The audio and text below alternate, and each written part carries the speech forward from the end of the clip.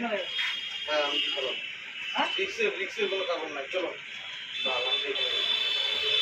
Handle ইয়ে হয়ে গেলে না আমি এটা নামাই দেবো ঠিক আছে হ্যাঁ যদি নামাই দেবো তাহলে ইঞ্জিন স্টিক ঘুরবে না স্টার্ট হবে না। दोस्तों वीडियो अच्छा लगेगा तो लाइक करना।